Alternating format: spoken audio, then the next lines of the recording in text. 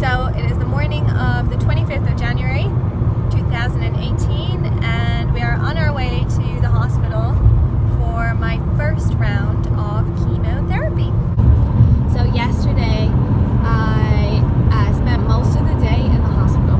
Really, didn't I? It was quite a long time. I was meeting with my oncology nurse and we were just going through everything that's going to happen during the chemotherapy. So I said before that I'm doing the AC and T. So yesterday we really just talked about the AC because that's going to be the first part. So that's the Adriamycin and the Cyclophosphamide. So the Adriamycin is the one that they call the red devil. It's red in color, and then it just does awful things to you, but then also gives you red wee, which I don't know why I think that's so funny. I'm telling everyone about it. Yeah, you have to tell everybody about your I'm like, guess what? My wee. wee is going to be red. If my wee is not red, I'm going to be so sad. Yeah, so I haven't actually even told Noel yet about what happened yesterday because I think I was like mentally drained and I just went home and I had a headache and didn't even want to talk. So I kind of just went to bed. I just saw somebody smoking in their car. That gives you cancer! So the first thing and the main thing is the risk of infection. The chemo drugs make your white blood cell count lower because it kills them off. So what happens is around day 7 to 10, your white blood cell count drops. But because I'm getting my chemotherapy every 2 weeks, if we allowed it to go that way, then my white blood cell count wouldn't be back up on time for my next round of chemo. So I'm going to start taking injections at home after my round of chemo. I think Neulasta, is it? No, Neulasta. I need a Neulasta. Neulasta is the drug that's gonna stimulate the growth of white blood cells in my bone marrow. One side effect of taking that drug is that it'll make my spine and hips kind of stiff and sore while the stuff is growing. But yeah, that should help to boost the immunity a little bit and then also bring the white blood cells back up on time for the next round of chemo. The whole risk of infection thing is actually really frightening when you hear how serious it is. She was kind of like, everything that I tell you today, this is going to be the most important thing. So I need to get my own thermometer and keep track of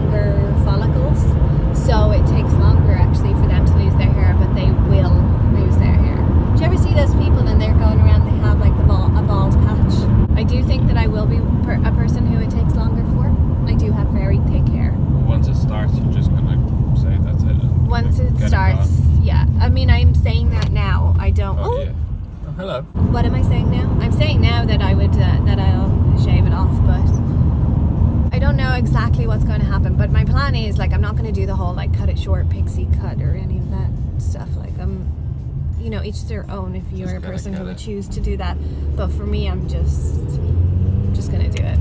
So then the fertility thing came up again yesterday. I didn't actually speak about this in the last video that I did, but chemotherapy affects your fertility in the way that you are left infertile. For some people, ovarian function does come back. I have that implant, the Zoladex implant, which also shuts down ovarian function because it blocks the estrogen. It stops the estrogen from being produced. But in doing that, that is a way to maybe help to protect the ovaries, but there is absolutely no guarantee. So we were offered the opportunity to go to, the camera's so shaky. We were offered the opportunity to go to a place called the Harry Unit in the Rotunda Hospital in Dublin, which is where they harvest eggs. But we did make the decision not to do that. Because it was... Well, there was I risks can't, involved in it. I can't, really I was told by my oncologist that I couldn't do that straight away, that we just didn't have the time for it, to be honest. But before she said that, we'd already made our decision. It's not like she made our decision for us or anything. I think it just kind of made us more sure about it, you know? Yeah. Because it is an estrogen receptor positive cancer, then we knew that there would be risks involved in harvesting the eggs, so we couldn't take that risk. There's other reasons as well, but you know, everybody has their own reasons for things like that, you know. But I have 2 children. That's the thing that upset me the most now. That's the thing that I cried At the very start. the most about. Even when I was in the with the oncologist like last week, I cried again about it. I cry about it because it's very sad. If you're a person who has children already, or if you're a person who is trying to have children and you're finding it difficult, I think you might understand where I'm coming from on that. And if you have children already and you had a plan that you would have more children, it can be very, very upsetting. But I'm fine now, look. You know, it is what it is. Then there's other things, sensitivity to the sun, some bladder irritation, and the red wheat. You can get heart problems, and then also skin and nail reactions, so your nails become like really brittle and crap, and your skin gets really dry, and you know. So I had to ask, am I going to be allowed to wear fake tan? Ooh, most important question. She said there is something like tan organic or something like that I could try, but really she just said in the end to use my cocoa brand, because that's what I use. I use cocoa brand 1 hour tan, and just put a sample test it. Yeah, you did. Yeah, just test it and see if I get a rash or anything. The funny thing is that tan always gives me a rash anyway. Because I have very sensitive skin. Really, I should just not wear the bloody tan. That's what I should do. But you know me, tanorexic.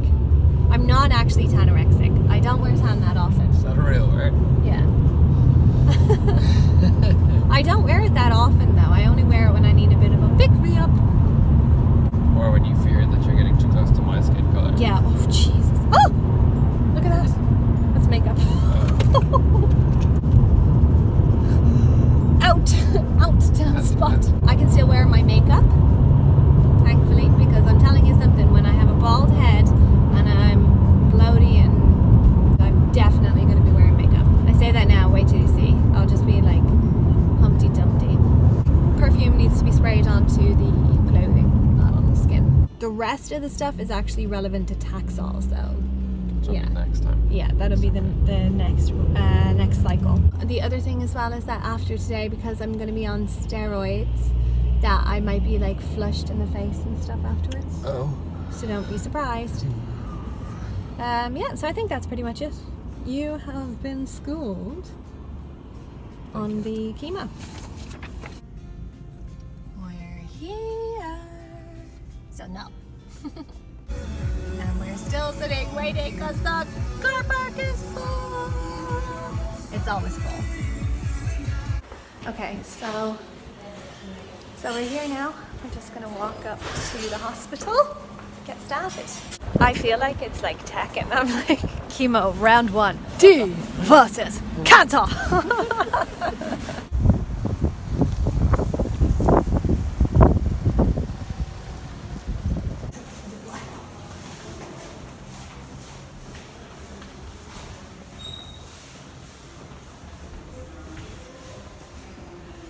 Just waiting.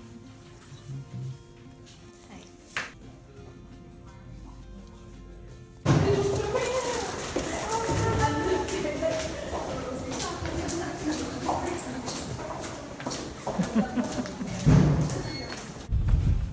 Okay, so chemo round 1 is done. Do I look flushed? I feel like I might look a little bit. Oh, I look a little bit pink, don't I?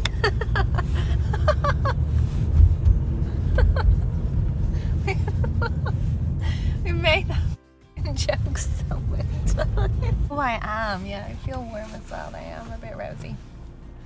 Currently, I feel fine. I feel like slightly kind of like tired, but it's like lethargic in my body, kind of. That could be because if I was sitting for so long. So, yeah. I feel. I think I smell weird. I can get a kind of like smell and taste, and my insides feel really like hot or something as well. Strange. As I was starting the chemo, as it started being put into my veins, Noel cried. I'd just like to point that out to everybody. Yeah, so we're just gonna get some nappies on the way home, and then head home and see our children and pray for bedtime. Just kidding, Devin and Ashton, if you're watching this at any stage, we love you very much. But your hard work, okay? Okay, so a little update. I'm starting to feel sick. Not sick, nauseous. Starting to feel a bit nauseous. Now, maybe I'm my own fault, because when we went into Tesco to get nappies, I did get a coffee. And I'm not cool with coffee at the best of times. So really, I think it's all my fault. So we're just, fucking roller coaster actually.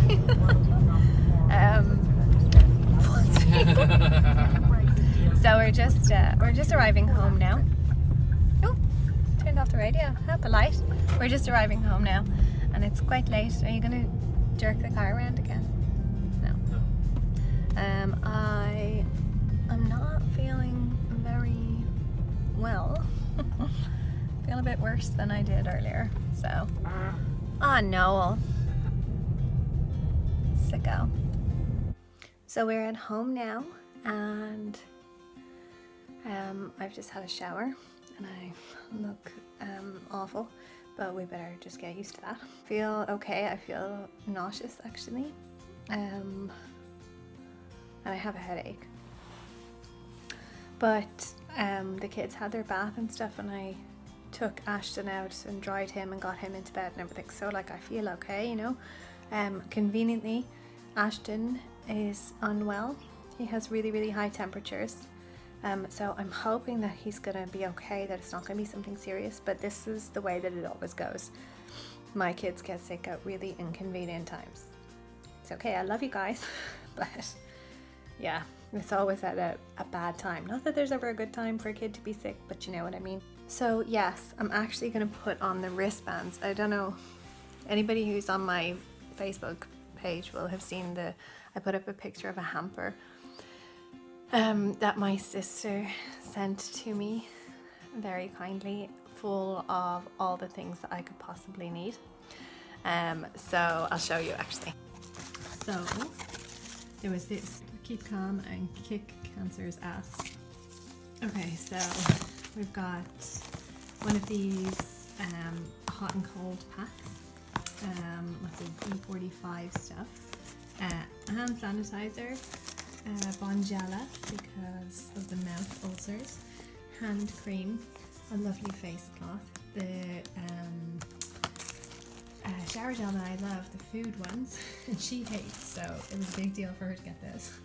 There's 2 Vaselines in there as well. There's another one somewhere in there. Some Halls, and these things I'm going to put on right now. Actually, they're those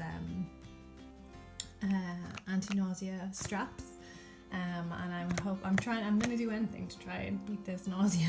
So I'll do that now. The E45 I said already, and then this dry mouth stuff, because the chemo can give you a dry mouth. So yeah, and then the whole thing is wrapped with a scarf around it, so very, very, very thoughtful. So yes, I'm gonna try and eat something now actually, because I don't know what way I'm gonna be tomorrow, and I just want to try and get the food in beforehand. You know me, I love my food. Just in case it's the case where I can't eat. Oh, also look, I had to get a different deodorant because you can't use anything with alcohol in it on your skin. Your skin becomes really sensitive. So I think a lot of like my soaps and creams and everything, actually I'm gonna have to check them out if there's too many chemicals in them, which is weird because I love like all that stuff, you know. Okay, I'm gonna go try eat and go to bed. So that's it, round 1 is down. Yeah, I'll make another video, I guess, just about anything that happens afterwards, you know, the side effects part of it. But that's all for today anyway. So thank you for watching, and I'll see you in the next one.